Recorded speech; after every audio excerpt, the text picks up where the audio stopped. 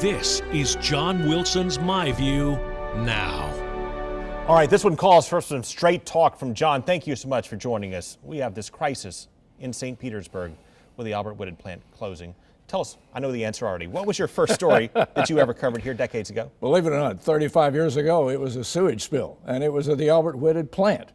What I don't understand is why it's taken all of these mayors in the last 35 years to see this in front of them and not know there's a problem. They all know there's a problem. We've all known it for a long time. The sewage system in St. Petersburg has been archaic for years.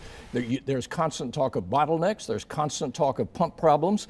And the problem of shutting down Albert Whitted and ignoring that at City Hall is a major mistake by City Hall. Ignoring that at City Hall, you've got nearly $100,000 spent on a study that showed what would happen, that in fact did happen, and yet the mayor and city council say they didn't see it, didn't know about it. How can that happen? How can it happen? And it's supplied by Kravanescu, who was one of the 10 plant operators in St. Petersburg who asked for protection from the federal government under the Whistleblower Act because he was so sensitive to what criticism he was going to receive after stating that things have to be done here and they're not being done, and we're headed for a serious issue, and that's where we are now. So how did we get to this point? As you say, it's just failures of multiple administrations to look under the rug? Well, all of it kind of falls on Rick Kreisman right now, but he's the mayor in charge.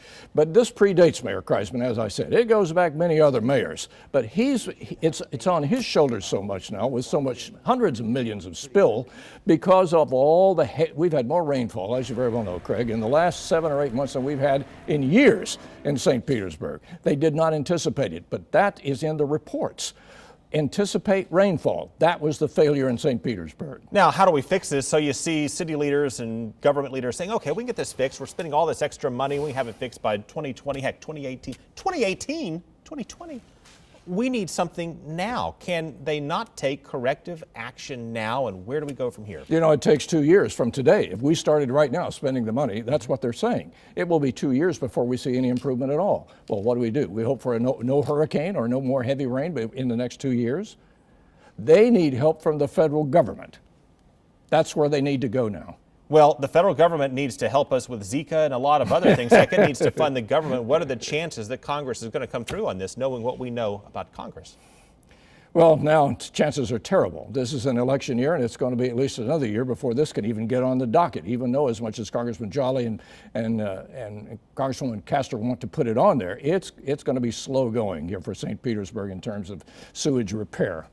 John, this was the first story you covered. Thank you so much for coming back to give us your view now. I hate to come back on a sewage landmark, but that's where I am. We'll see you next week. Yep. Thank you.